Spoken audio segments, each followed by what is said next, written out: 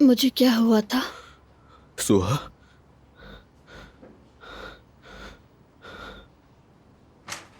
Nurse, जल्दी कोई आओ, होश आ गया उसे। या अल्लाह तेरा शुक्र, या अल्लाह तेरा लाख लाख शुक्र।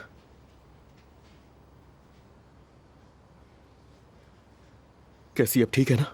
जी अब ये बिल्कुल ठीक है, मैं जाकर डॉक्टर को बता देती हूँ। समझ गया, शुक्र है। आप जो कुछ पीती हैं उस पर थोड़ा एहतियात करें। हर जड़ी बूटी से कुदरती इलाज नहीं हुआ करता। कौन सी जड़ी बूटियाँ? आपको जहर दिया गया था मगर खाने में नहीं, जड़ी बूटियों के मरकब से तैयार किया गया था वो।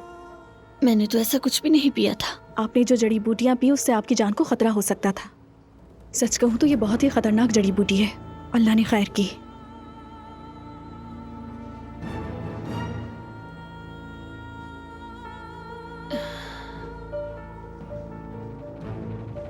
जानान है ना?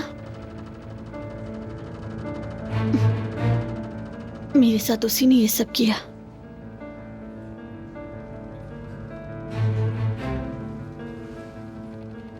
मैं उससे इसका हिसाब लूंगा, तुम बिल्कुल फिक्र मत करो।